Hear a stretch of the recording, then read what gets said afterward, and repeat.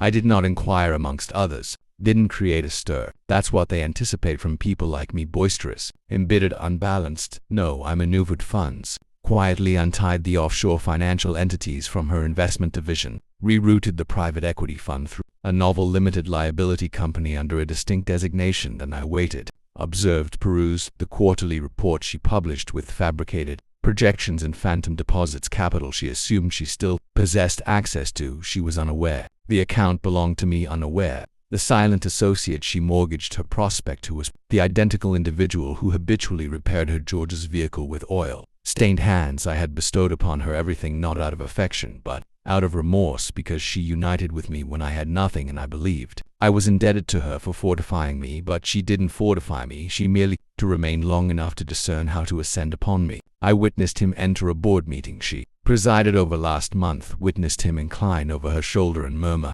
something smug before they greeted the financiers. He touched her back as though he possessed her. She flinched, not visibly, not for anyone else, but I perceived it, the digits tightening, the jaw twitching. I understood her indications, I just didn't know if they signified apprehension or regret. The electronic mail arrived at 3:14 a.m. Encrypted, anonymous server, a singular line. Do you still desire the auditory recordings? There were 17 of them. Her voice gentle, fractured, whispering to someone who wasn't me. I cannot continue to deceive him. He believes I am enamored. I was unaware he would invest that much. What if he discovers it was her assistant he'd been documenting for months? I wired him 50. Then I transmitted one of the files to her. No communique, no subject. She opened it. I am aware, because the system logs monitored her internet protocol address. 17 seconds in, she closed it. 2 hours later, she contacted me. Obscured number. I didn't respond. I had no need to. The subsequent morning I requested a formal consultation at her financial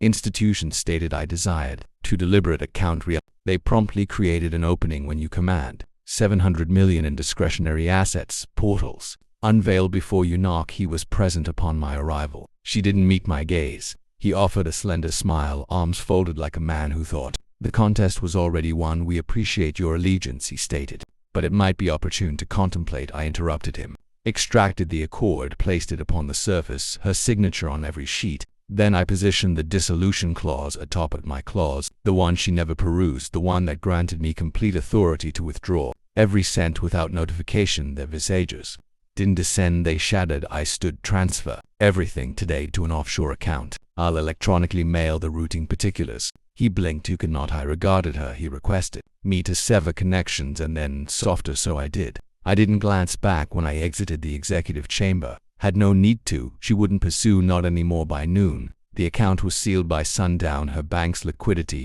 plunged below threshold. By midnight, headlines commenced circulating. Whistleblower audio intimates internal malfeasance. They'll endure, but she won't. Not in that seat, not with that gentleman. I didn't demolish her. I merely presented her the cord and reminded her which direction was downward. She united with a man who mistook quietude for frailty, who believed dominance emanated from designations, not influence. Let them possess one another. Constructed my dominion in the shadows. She abandoned. She instructed me how to ascend. Now I only gaze downward when I'm severing someone loose. He rang me from Lily's office. Didn't bother to conceal the self-satisfaction in his tone. Didn't expect me to recognize the undertone of vulnerability either, but I've spent a lifetime deciphering individuals who believe they're superior to me. You're not required anymore, George uttered. She's progressed. She's content. I'd appreciate it if you'd cease communicating with my spouse. My digits didn't twitch, my voice didn't fracture, but my intellect paused, not at the insult, at the possessiveness. My spouse. Even now he didn't refer to her as his spouse. He termed her mine, like he was aware she didn't contact me. She hadn't made contact in months, but she still responded. When I did, always in a hushed tone, always in the gloom. He was oblivious to that detail. I expressed nothing, just gazed through the transparent wall of my penthouse apartment. Metropolis, illumination glimmering beneath like expiring celestial bodies, and hearkened to him disparage me from behind her mahogany desk. Then I terminated the communication. No farewell, no objection, just stillness, the kind that invariably precedes a tempest. 3 years prior, I affixed my signature to the documents. She brushed a kiss upon my cheek at the courthouse, articulated her gratitude with dry eyes. I observed her depart in footwear that cost more than my initial automobile into a new existence that lacked space for the boy she wed before he ever completed 9th grade. Didn't contend, I didn't pose inquiries. I simply observed when the advancement materialized. She contacted me, voice trembling beneath the pride, stated she had become the chief executive officer, and I genuinely meant it when I affirmed I was pleased for her, but that was before the late evening commute ceased arriving, before her contact number changed, before I noticed the band on her finger on a financial news broadcast and comprehended it wasn't the one I had presented to her, and it wasn't fresh. She'd been adorning it while she still conveyed she missed me before I saw the name of the gentleman beside her in the article. Lyle Greaves, Ivy League alumnus, private equity specialist, her partner in every endeavor. She hadn't merely departed, she'd reconstructed history, and he was so convinced I represented the past